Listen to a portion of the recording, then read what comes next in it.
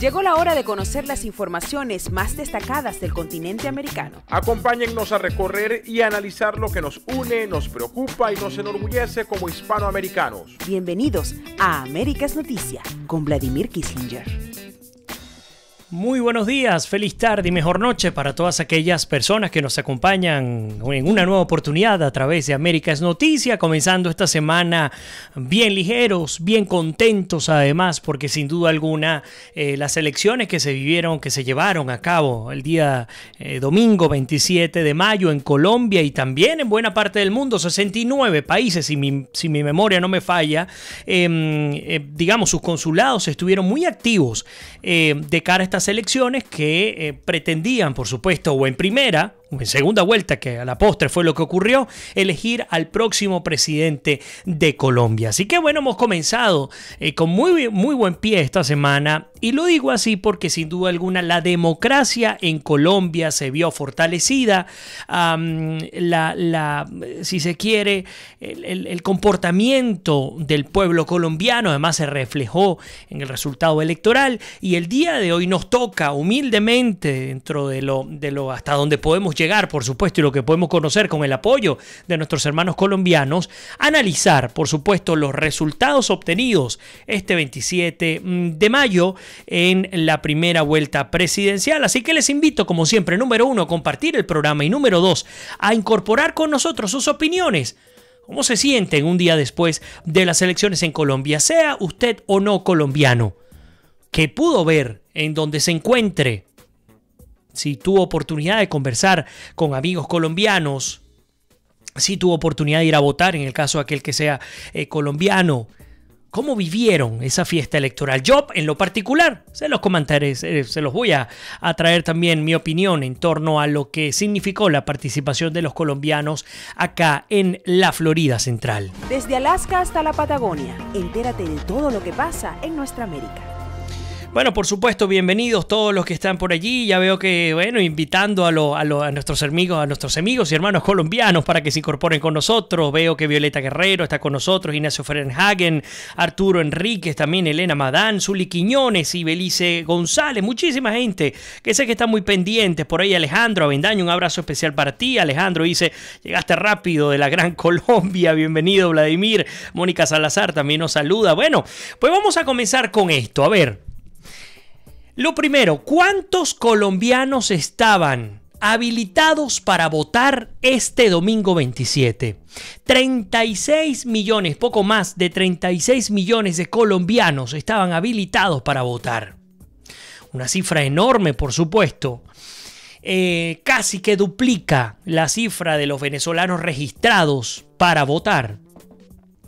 Pero hay varias particularidades que hay que destacar. Lo primero, y Arturo Enrique nos dice muy orgulloso, aunque mi candidato Fajardo no pasó, tuvo mucha aceptación, y vamos a estar hablando, por supuesto, de Sergio Fajardo, que de los, aunque eran 6 los que estaban postulados para la candidatura, realmente se hablaba siempre de 5, y de esos 5, hablar de Sergio Fajardo y lo que significó, cómo construir desde prácticamente cero esa candidatura y llegar a ser la tercera fuerza política de cara a estas elecciones, sin duda alguna vale la pena destacar. Pero bueno, no vamos todavía a lo particular. Voy a continuar con lo general y luego vamos a ir encauzándonos a lo particular. Bueno, lo que les comentaba. 36, poco más de 36 millones de colombianos estaban habilitados para votar, y la primera particularidad tenía que ver con algo que a nosotros nos alarmaba profundamente, y era la posibilidad de que más del 50% de los colombianos no fuese a votar. Era una realidad que estaba allí, una realidad porque la abstención colombiana es un mal como en el común denominador de nuestros pueblos. Recordemos, por ejemplo, que el 2 de octubre del 2016, cuando se sometió a consideración el acuerdo de paz en este referéndum, el 63% de los colombianos no fue a votar. Esa es una realidad que está allí y que, por supuesto, nos levantaba de alguna manera las alarmas, pensando que en Colombia pudiese llegar un candidato, fuese cual fuese, a ser presidente de Colombia sin que esto significase el concurso de la mayoría de los colombianos. Luego, pues entender que se llevó otro proceso electoral este 2018 y fue el proceso para escoger a los representantes de la Cámara y del Senado en Colombia el 11 de marzo. También cubrimos con mucha fuerza ese evento. También vimos cómo se redujo, ya comenzábamos a ver algunas cosas interesantes. Hubo una reducción de la abstención. El promedio de abstención en Colombia, que se estima en 55%, si mal no recuerdo, bajó a 51%, 4 puntos de reducción de la abstención se obtuvo, pero pues la gran sorpresa, digamos, de cara a todo lo que se estimaba en función a, obviamente, a estas elecciones, fue justamente que estas elecciones que se llevaron a cabo en Colombia han contado con la abstención más baja de los últimos 44 años, imagínense, desde 1974. No había una participación tan nutrida en una elección presidencial. Y esto denota que los colombianos entendieron su rol. Entendieron que más que un derecho, es un deber que tienen como ciudadanos. Entendiendo también que el no ir a votar puede significar directamente la asignación de un cargo, de un puesto. Obvio, seguramente saldrá más de uno a decirme: hey, pero tú eres venezolano y desde tu programa no invitabas a votar una semana antes en Venezuela. Bueno, la realidad es totalmente distinta. No podemos comparar Venezuela con Colombia, dictadura con democracia. Independientemente de los problemas que hay en Colombia, que son muchos, sí, pero en Venezuela hay democracia. En Colombia hay democracia. Y dentro de esa democracia, pues nosotros nos enfilamos con mucha fuerza a invitarles a votar, por quien fuese, pero que fueran a votar. Obviamente, nunca lo negamos. Nuestra preferencia en función a conocer la propuesta electoral de los candidatos, los antecedentes, cuál era su fórmula a la vicepresidencia, con quienes se rodeaban, pues considerábamos que, como una opción ideal sería que ganase Iván Duque en la primera vuelta.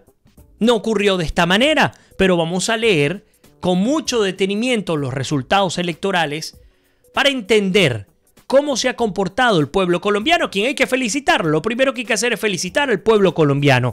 ¿Y por qué? Porque es uno de los hechos históricos, esta jornada del domingo, pues en la cual la caída de la abstención fue dramática.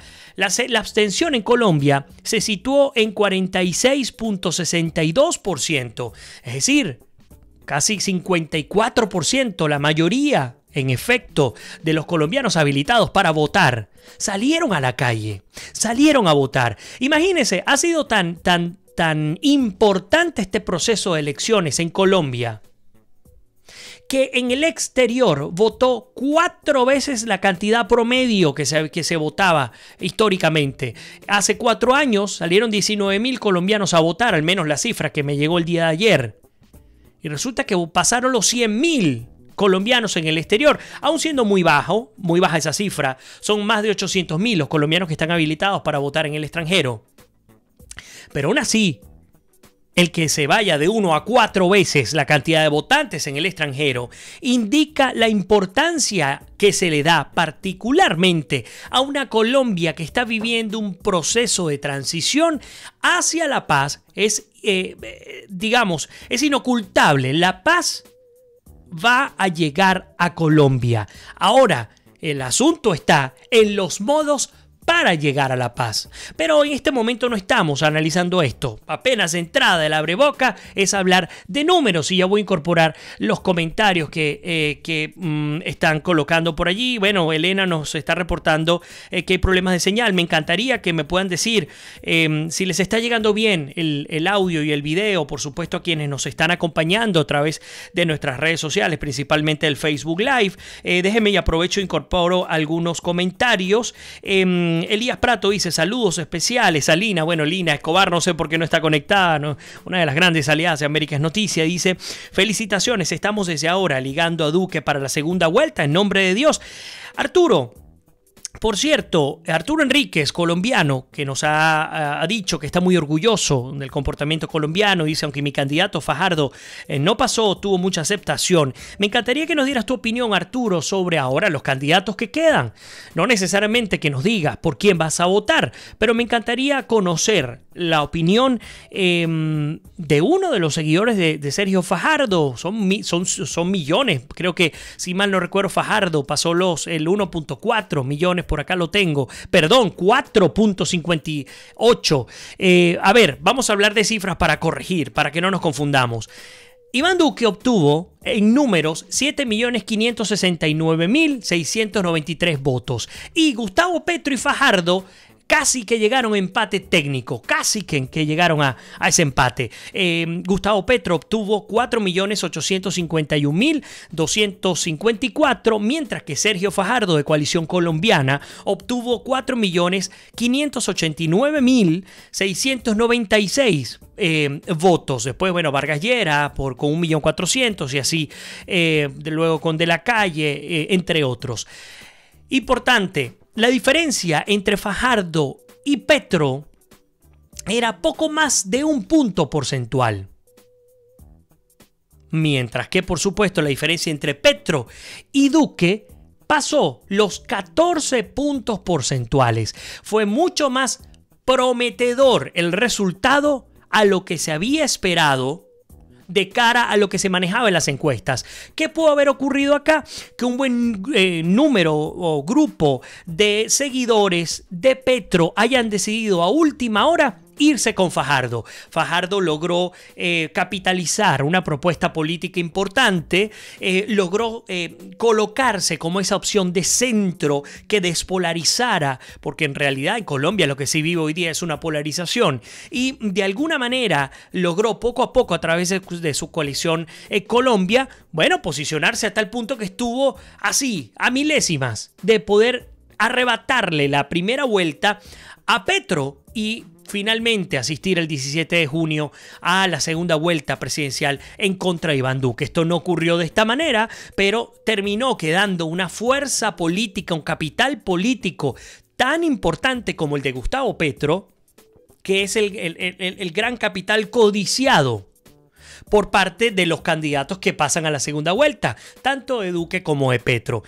Opiniones van y vienen. Lo importante es entender que una cosa es la maquinaria de campaña y las implicaciones que tiene esa maquinaria, por ejemplo, de cara a lo que pueda significar el apoyo de algunos partidos políticos que apoyaban a Fajardo y que se vayan con Petro. Y otra cosa es que los electores pues sigan ciegamente a las maquinarias. Todo parece indicar que la votación se va a diluir de alguna manera entre ambos candidatos y también algunos pues que decidan, lamentándolo mucho, no votar. Esperamos que esto no ocurra. Seguimos invitando a todos los colombianos a que puedan ejercer su derecho, como muchos de América Latina, entre ellos los colombianos, los cubanos, los nicaragüenses, los venezolanos, quisiéramos tener esa oportunidad. A ver, Elena Amadán dice, me preocupa la cantidad de venezolanos que Maduro pueda mandar a Colombia a votar. Bueno, la verdad ya no me preocupa, Elena, porque el número es tan importantemente grande, es decir, la brecha es tan grande entre Duque y Petro que, pues, ¿cuánta gente puede mandar Maduro? ¿Y cómo puede incidir? Puedes ponerle el número que tú quieras, 500.000, imposible, pero asumiendo que aún sea así, realmente no va a tener oportunidad para incidir. Las maneras de incidir van por otras vías. Y aquí lo que hay que reconocer es que en Colombia volvió a ganar la paz. ¿Y por qué ganó la paz? Porque no hubo violencia, porque las elecciones se llevaron en santa paz, porque, por ejemplo, aquellos, y esto me parece interesantísimo, ya lo vamos a ampliar, aquellas zonas que eran controladas por la FARC, pues resulta que la gran mayoría votaron por Iván Duque.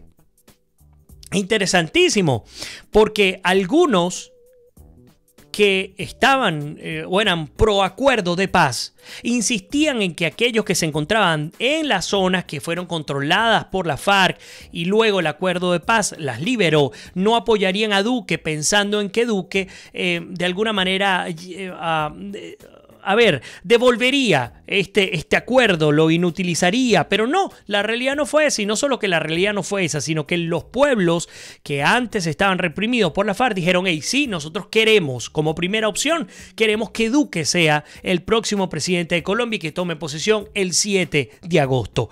Bien interesante lo que vamos a estar presentando el día de hoy. A ver, Orlando fue mayor, bienvenido, dice las encuestas no se pelaron. Qué bueno que lo comentas, Orlando, porque lo hemos venido diciendo. Las encuestas lograron acertar en Colombia, no ocurre así en el resto de nuestro mundo, pero en Colombia acertaron en el proceso de elecciones del 11 de marzo al Congreso. Y lograron acertar para estas presidenciales. La diferencia, y ellos ya lo habían advertido, que se hablaba de unos 6 puntos porcentuales. Bueno, pues en este caso no fueron 6, fueron 4 puntos por encima, 5 puntos por encima a favor de Duque. Muchos decían que las encuestas estaban trucadas y que realmente Petro era el que iba ganando. Pues no, la gran realidad es que Iván Duque le sacó 14 puntos de ventaja a Gustavo Petro. A ver, Mayerlin González también nos saluda, dice bendiciones para ti, igual para ti Mayerlin. Arsenia también, felicitaciones o felicidades a los colombianos y que siga la suerte para la segunda y última vuelta. José Silva Ramírez también nos saluda. Fíjense que Martelena Velasco dice, el problema ahora es el dúo Fajardo-Petro, no está fácil para Duque. Pero fíjate Martelena, gracias por tu comentario, insisto. Una cosa es la maquinaria y otra cosa son los electores. Lo más probable es que esos 4.5 millones de colombianos que votaron por Fajardo no necesariamente se le endosen a la candidatura de Petro. Muchos, por ejemplo, no, si los comparabas, a mí me tocó hablar con muchos que apoyaron a Fajardo y les ponía el ejemplo. ¿Qué ocurre si te toca entre Duque y Petro? Y por lo menos a los que pude tener contacto, muchos se acercaban más a Duque que a Petro. Pensaban que en todo caso el radicalismo podía venir de la izquierda petrista, más bien a diferencia de la que representa el centro democrático de la derecha colombiana. Así que pues vamos a ver, pues incluso poder testear a partir de los comentarios que tenemos el día de hoy. A ver, por ahí Mónica dice que voten todos en la segunda vuelta, no se queden en casa viendo el Mundial de Fútbol. Bueno, sin duda alguna, lo que se ha logrado en la primera vuelta no se puede votar, no se puede desperdiciar. Hay mucho por hacer y por supuesto lo primero que hay que hacer es salir a votar en la segunda vuelta en Colombia. Violeta Guerrero dice, bravo por Colombia, se aleja del hambre, la destrucción y la muerte del socialismo que sembró Venezuela. Hermanos colombianos, no desmayen en la segunda vuelta. Ernesto Bates también está conectado con nosotros, un abrazo. Elena dice, ¿estamos de acuerdo o no? ¿Lo aceptemos o no? El clima de tranquilidad y paz en Colombia creo que fue determinante para la participación ciudadana en los comicios, digo yo. Se me ocurre, estoy de acuerdo contigo, Elena, y pienso que para la segunda vuelta habrá menos abstención. Creo que los hermanos colombianos han entendido lo que significa no hacer nada. Qué buen punto el que nos da Elena. Y aquí también, por supuesto, hay que darle un punto a la paz. ¿Por qué? Porque sin duda alguna se ha vivido un proceso inédito que tiene que ver justamente con eso, con salir a votar con la tranquilidad de sentirse seguro, con la tranquilidad de sentir que su voto tenga un valor. Y además hay algo que no hemos comentado, sobre todo los venezolanos, que seguramente nos llamará mucho la atención para los que no siguieron de cerca estas elecciones. Los centros electorales, fíjense cómo es la normativa electoral en Colombia. A las 4 de la tarde cierran todos los centros electorales en el mundo. Así haya personas en la cola, es decir, la única manera en la que usted pueda ejercer el voto a las 4 de la tarde es que ya usted haya entregado su cédula, su documento de identificación. Sencillo, se cierra a las 4. Usted se tuvo que planificar y a las 4 de la tarde usted ya tiene que estar tranquilo esperando los resultados. Bueno, en Colombia el voto es 100% manual. En Venezuela, supuestamente es 100% digital, electrónico. Bueno, pues resulta que en Colombia, con una votación de más de ¿cuánto? 20, casi, por acá tengo el número, no les voy a dar porcentaje, a ver, bueno, no lo tengo completo. Estamos hablando de que será casi 20 millones de colombianos votaron. De casi 20 millones. en un proceso manual, totalmente manual. ¿Ustedes saben cuándo salió el primer boletín? Todavía no eran las 6 de la tarde, cuando ya el primer boletín había salido. La registraduría había aparecido dando este primer resultado, dando como ganador, digamos, para la segunda vuelta a Duque y a Petro. Luego, el boletín en el que finalmente se dieron los resultados oficiales o finales con el 99.03% de escrutinio, si mal no recuerdo, se dio a las 6:05 de la tarde. Es decir, a 2 horas de haberse cerrado el proceso, se contabilizaron todos los centros de votación en Colombia, más todos los centros de votación en el extranjero. Se procesaron, se dio la conformidad y automáticamente a las 2 horas estaban pues dando los resultados y aquí no pasó nada. Cuando uno escucha a los dictadores venezolanos que representan los poderes secuestrados jactarse en decir que en Venezuela supuestamente se vive un proceso electoral o el más moderno, el más blindado del mundo. ¿Cómo que blindado? Cuando tienes que esperar hasta altísimas horas de la madrugada para conocer un resultado, que además quedan entredicho uno tras otro. Bueno, pero no hablamos de Venezuela, pero quiero dar el ejemplo para que nuestros hermanos venezolanos vean lo que ha ocurrido en Colombia. A la hora ya se conocían los resultados. Todos los candidatos presidenciales, todos con sus fórmulas, desde toda esa gama de colores, desde la izquierda hasta la derecha, todos reconocieron los resultados. Eso es un ejemplo de democracia. Eso es un ejemplo, y aunque, insisto, Colombia le falta muchísimo institucionalmente para fortalecerse, aún así le llevan una morena a media América Latina. Por eso es que insistimos que es sumamente importante que los colombianos tomen las decisiones correctas de cara a sus representantes. Sí, los venezolanos nos hemos equivocado, por supuesto que sí. Por eso es que la estamos pagando 19 años después de aquel apoyo inicial que le dieron los venezolanos, algunos, la mayoría en su oportunidad, a Hugo Chávez. Hoy día, miren lo que se paga. Cuando muchos aún creían, no vale, él no va a hacer esto, él no va a hacer lo otro, Venezuela no es Cuba, Chávez no es Fidel. ¿Le suena conocido, cierto? No va a expropiar, no va a nacionalizar. Pues resulta que todo lo que decíamos no se cumplió. Por eso es que vemos con tanta insistencia y con tanto recelo las elecciones colombianas. Yo recuerdo hace unos 4 o 5 años, un poco menos, escribí un artículo que se tituló "Cuando el noísmo se hizo ley". Y muchas veces en nuestros países ese instinto, ese mecanismo de defensa de la negación se instala y termina haciéndonos muchísimo más daño que beneficio. A ver, Rafael Ruiz dice: saludos hermano desde Venecia, trasnochándome para poder escuchar tu programa. Gracias Rafael, un honor tenerte acá en Américas Noticias. Charles Senior nos dice: día de júbilo para los demócratas en nuestra región con la derrota del candidato comunista guerrillero en Colombia en la primera vuelta. Los números no parecieran darle para una victoria y ganar la presidencia en la segunda vuelta. Ganaron los principios, los valores y las virtudes por ahora. Sin embargo, que más del 25% de la población votante en Colombia quiera un gobierno con un exguerrillero no deja de ser sorprendente y preocupante. Un comentario interesante el que nos aporta Charles Senior, te lo agradezco Charles. Elena dice: totalmente de acuerdo contigo Vladimir, no es lo mismo Venezuela que Colombia. Por ahí Marcos nos dice, Marcos Muente dice: lo que está pasando en Venezuela debe servir de ejemplo para otros países para no caer nunca en el llamado socialismo del siglo XXI. Este comunismo fracasado ha podido arruinar a un país rico como Venezuela en tan solo 15 años. Bueno, ya son 19.